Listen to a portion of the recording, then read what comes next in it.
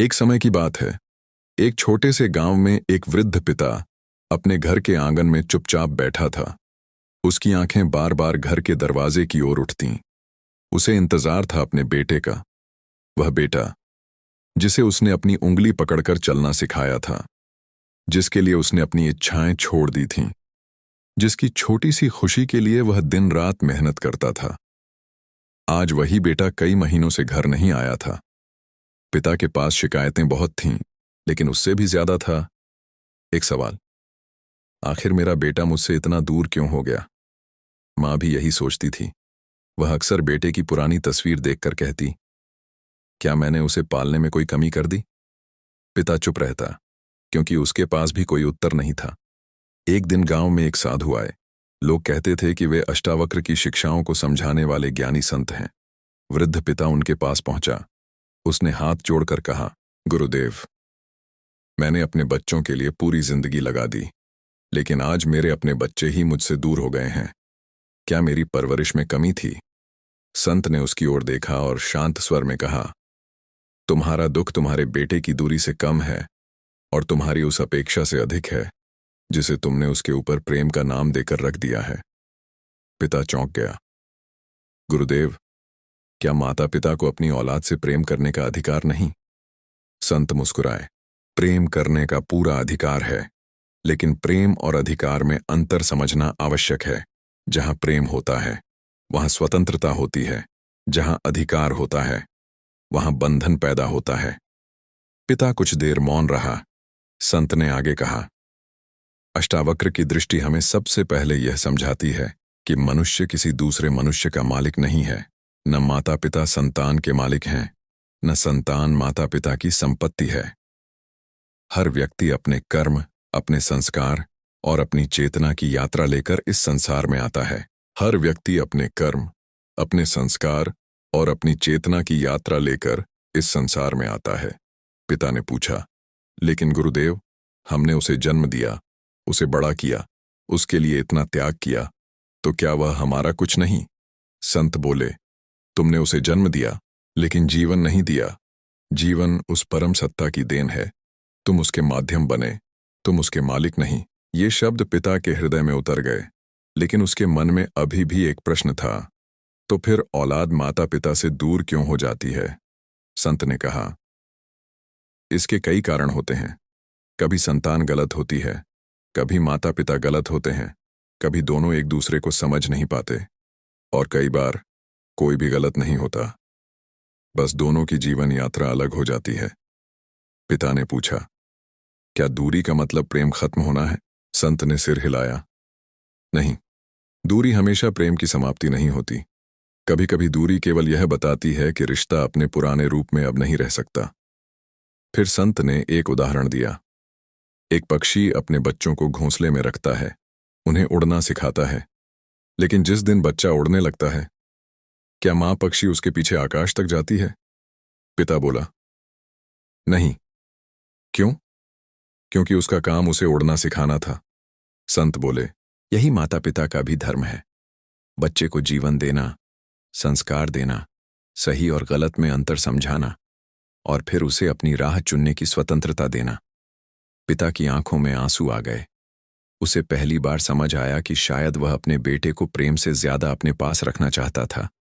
संत ने कहा, कई माता पिता कहते हैं, हमने तुम्हारे लिए इतना किया, लेकिन ध्यान रखना, जिस प्रेम की बार बार कीमत बताई जाए, वह धीरे धीरे आरण जैसा महसूस होने लगता है। घर में जब बच्चा बार बार सुनता है, हमने तुम्हारे लिए अपनी जिंदगी खराब कर दी, तुम्हारे लिए हमने कितने त्याग किए, तुम्हें हमारी बात माननी ही पड़ेगी, तो उसके मन में प्रेम के साथ अपराध बोध भी पैदा हो सकता है। और जहां प्रेम के साथ लगातार अपराध बोध जुड़ जाए, वहां व्यक्ति धीरे धीरे दूरी बनाने लगता है। अष्टावक्र की दृष्टि में बंधन का मूल कारण है आसक्ति। आसक्ति कहती है, तुम मेरे हो। प्रेम कहता है, तुम अपने सत्य को पहचानो। आसक्ति कहती है, मेरी इच्छा के अनुसार जियो। आसक्ति कहती है, अगर तुम मेरी बात नहीं मानोगे तो तुम मुझे दुख दोगे। प्रेम कहता है, मैं तुम्हें समझाने का प्रयास करूंगा, लेकिन तुम्हारी स्वतंत्रता का सम्मान भी करूंगा। यही अंतर धीरे धीरे रिश्तों का भविष्य तय करता है। लेकिन कहानी अभी बाकी थी। पिता ने संत से पूछा, गुरुदेव, अगर संतान माता पिता की बात ही न माने तो? संत बोले, तब माता पिता को पहले यह देखना चाहिए कि उनकी बात वास्तव में धर्म और विवेक पर आधारित है या केवल उनकी इच्छा पर। क्योंकि हर सलाह सत्य नहीं होती। कई बार माता पिता अपने अधूरे सपने बच्चों में पूरा करना चाहते हैं। जो पिता स्वयं कुछ नहीं कर पाया, वह बेटे से वही करवाना चाहता है। जिस माँ ने जीवन में कोई अवसर खो दिया, वह बेटी से अपनी इच्छा पूरी करवाना चाहती है। फिर माता पिता कहते हैं, हम तो तुम्हारा भला चाहते हैं। हो सकता है वे सचमुच भला चाहते हों, लेकिन भला चाहने और दूसरे के जीवन का निर्णय करने में अंतर है। अष्टावक्र की शिक्षा मनुष्य को भीतर देखने के लिए कहती है, दूसरे को बदलने से पहले स्वयं को देखो। संत ने पिता से पूछा, जब तुम्हारा बेटा तुम्हारी बात नहीं मानता, तब तुम्हें सबसे अधिक दुख किस बात का होता है? पिता बोला कि वह मेरी बात नहीं मानता। संत मुस्कुराए, यही तो मूल कारण है। तुम्हें बेटे की गलती से कम, अपनी बात न माने जाने से ज्यादा पीड़ा होती है। पिता मौन हो गया। उसने महसूस किया कि बात सच थी। वह चाहता था कि उसका बेटा उसकी इच्छा के अनुसार चले, लेकिन उसने कभी यह नहीं पूछा था, मेरा बेटा वास्तव में क्या चाहता है? संत ने कहा, माता पिता और संतान का रिश्ता तब सुंदर बनता है जब उसमें संवाद हो। आदेश नहीं, समझ हो, भय नहीं, सम्मान हो, और सबसे बढ़कर एक दूसरे को मनुष्य समझने की क्षमता हो।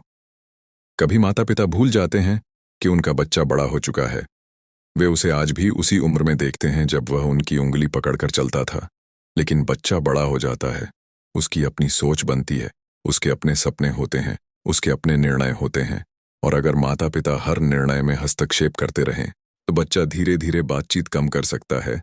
फिर बातचीत कम होती है, दूरी बढ़ती है, और एक दिन माता पिता कहते हैं, हमारी औलाद बदल गई। लेकिन कभी कभी सवाल यह भी होना चाहिए, क्या हमने उसे बदलने की स्वतंत्रता दी? यह प्रश्न बहुत गहरा है, क्योंकि रिश्तों में दोष ढूंढना आसान है, लेकिन अपने भीतर देखना कठिन है। अष्टावक्र की राह इसी कठिन काम की ओर ले जाती है। वह कहती है, पहले स्वयं को देखो, अपनी अपेक्षाओं को देखो, अपने भय को देखो, अपनी आसक्ति को देखो, अपने अहंकार को देखो, और फिर देखो कि तुम्हारे रिश्ते वास्तव में किस आधार पर खड़े हैं। अगर माता पिता कहते हैं, बेटा हमारा है, तो संत कहते हैं, बेटा तुम्हारे जीवन का हिस्सा है, तुम्हारी संपत्ति नहीं। और अगर संतान कहती है, माता पिता पुराने विचारों वाले हैं, तो उसे भी समझना चाहिए। उनकी गलतियां हो सकती हैं, लेकिन उनके अनुभव को पूरी तरह नकार देना भी बुद्धिमानी नहीं। रिश्ता तब टूटता है जब दोनों अपनी अपनी जगह को अंतिम सत्य मान लेते हैं। माता पिता कहते हैं, हम सही हैं।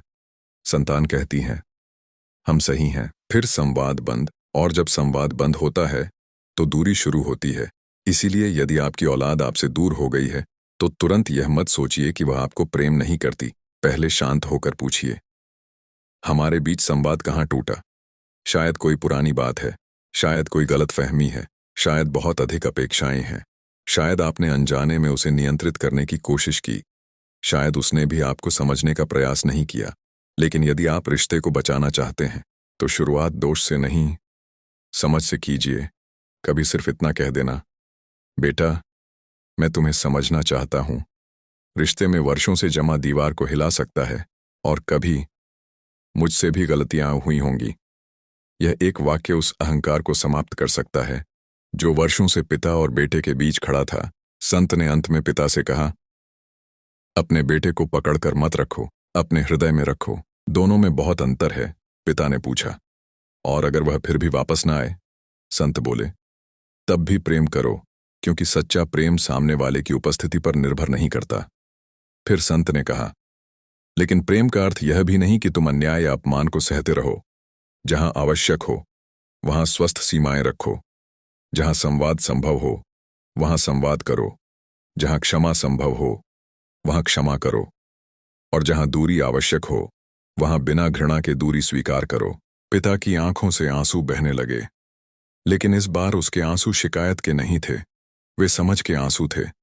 उसे पहली बार लगा, शायद बेटा उससे दूर नहीं हुआ, शायद वह अपने जीवन की ओर आगे बढ़ा है, और शायद पिता का काम अब उसे वापस खींचना नहीं, बल्कि उसके लिए अपने हृदय का द्वार खुला रखना है। क्योंकि रिश्तों का सबसे बड़ा सत्य यही है, जिसे हम पकड़कर रखना चाहते हैं वह अक्सर दूर हो जाता है, और जिसे हम स्वतंत्रता देते हैं वह प्रेम से लौट भी सकता है। अष्टावक्र की दृष्टि हमें यही सिखाती है, बंधन कम करो, अपेक्षाएं कम करो, अहंकार कम करो, समझ बढ़ाओ। क्योंकि जब माता पिता और संतान एक दूसरे को बदलने की कोशिश छोड़कर समझने लगते हैं, तभी रिश्ते में वास्तविक शांति जन्म लेती है। और शायद यही वह क्षण होता है जब वर्षों से दूर बैठी औलाद एक दिन फिर से माँ की आवाज सुनना चाहती है, फिर पिता के पास बैठना चाहती है और कहती है, पिताजी, मैं आपसे दूर था, लेकिन आपका अपना कभी नहीं था। यहीं से हमारी कहानी का अगला अध्याय शुरू होगा, जहां हम समझेंगे कि माता पिता की कौन कौन सी आदतें अनजाने में बच्चों को उनसे दूर कर देती हैं, और अष्टावक्र की दृष्टि से उनसे कैसे बाहर निकला जा सकता है। पिछली कहानी वहीं समाप्त हुई थी, जहां वृद्ध पिता पहली बार यह समझ पाया था कि प्रेम का अर्थ किसी को अपने पास बांध कर रखना नहीं है, लेकिन उसके मन में अभी भी कई प्रश्न बाकी थे। अगली सुबह वह फिर उसी संत के पास पहुंचा। संत नदी के किनारे शांत बैठे थे। सूरज की हल्की किरणें पानी पर पड़ रही थीं। पिता ने उनके चरणों में बैठकर कहा, गुरुदेव, कल आपकी बातें मेरे मन में पूरी रात घूमती रहीं। मैंने अपने जीवन को पीछे मुड़कर देखा। मुझे लगा कि शायद मैंने अपने बेटे से बहुत प्रेम किया, लेकिन उस प्रेम में मेरी बहुत सारी अपेक्षाएं भी छिपी थीं। संत मुस्कुराए। यही आत्मचिंतन की शुरुआत है। पिता ने पूछा, लेकिन गुरुदेव, क्या माता पिता की अपेक्षाएं गलत हैं? संत बोले, अपेक्षा अपने आप में गलत नहीं, लेकिन जब अपेक्षा अधिकार बन जाए तब वह रिश्ते को बोझ बना देती है। पिता ध्यान से सुनने लगा। संत ने कहा, मान लो एक पिता अपने बेटे से कहता है, मैं चाहता हूं कि तुम जीवन में सफल बनो। यह प्रेम हो सकता है, लेकिन जब वही पिता कहे, तुम्हें वही बनना होगा जो मैं चाहता हूं, तो वहां प्रेम के साथ नियंत्रण भी आ गया। पिता ने धीरे से सिर झुका लिया। उसे अपने बेटे का बचपन याद आने लगा। बेटा बचपन में चित्र बनाया करता था। उसे रंगों से बहुत प्रेम था, लेकिन पिता हमेशा कहते, इन चीजों में समय मत खराब करो, पढ़ाई करो, बड़ा होकर अच्छी नौकरी करना। बेटे ने धीरे धीरे चित्र बनाना छोड़ दिया। फिर उसने संगीत में रुचि दिखाई। पिता ने कहा, संगीत से घर नहीं चलता। उसने वह भी छोड़ दिया। बाद में वह किसी दूसरे शहर में पढ़ने चला गया।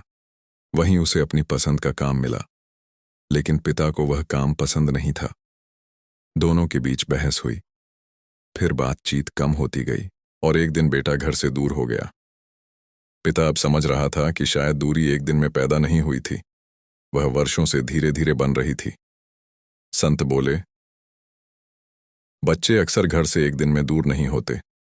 पहले वे अपने मन की बातें कहना बंद करते हैं, फिर अपनी परेशानियां छिपाने लगते हैं, फिर अपनी खुशियां भी साझा करना कम कर देते हैं, और अंत में वे केवल आवश्यकता पड़ने पर बात करते हैं।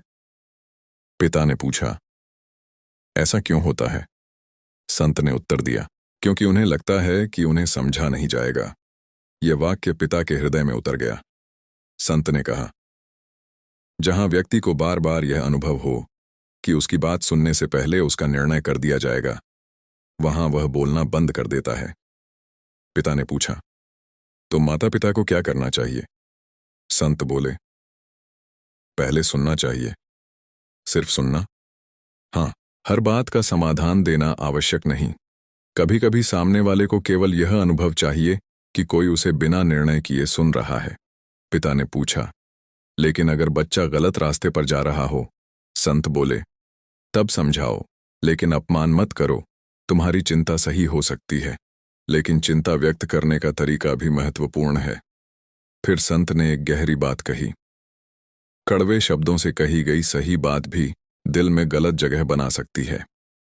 पिता चुप रहा, क्योंकि उसे याद आया कि उसने कई बार गुस्से में बेटे से कहा था, तुम्हें कुछ समझ नहीं है।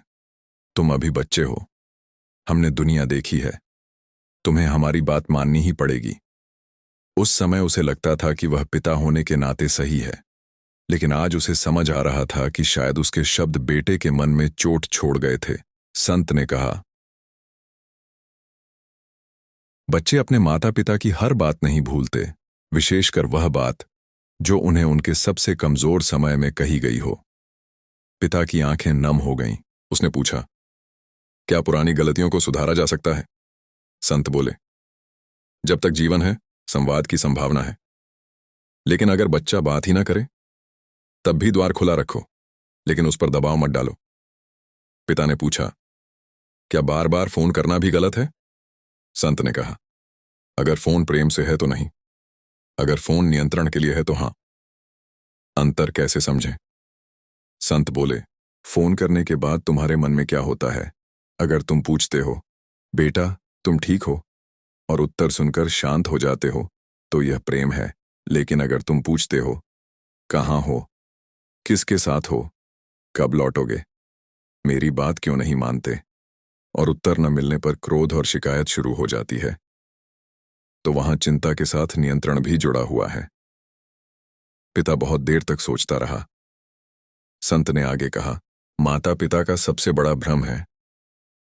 हम तुम्हारे माता पिता हैं, इसलिए हमें सब कुछ जानने का अधिकार है, लेकिन बड़े हो चुके बच्चे का अपना निजी जीवन भी होता है।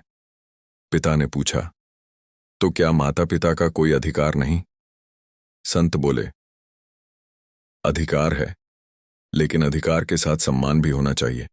जैसे माता पिता चाहते हैं कि बच्चे उनका सम्मान करें, वैसे ही बच्चों की स्वतंत्रता का सम्मान करना भी आवश्यक है। फिर संत ने नदी की ओर देखते हुए कहा, इस नदी को देखो, ये किसी एक स्थान की नहीं है, यह चलती रहती है। अगर कोई इसे मुट्ठी में बंद करना चाहे तो क्या वह नदी को रोक पाएगा? पिता बोला, नहीं, संतान भी जीवन की नदी है। उसे दिशा दो, किनारे दो, संस्कार दो, लेकिन उसकी पूरी यात्रा अपने हाथ में लेने की कोशिश मत करो। पिता ने पूछा, गुरुदेव, क्या यही कारण है कि आजकल बच्चे माता पिता से अलग रहना चाहते हैं?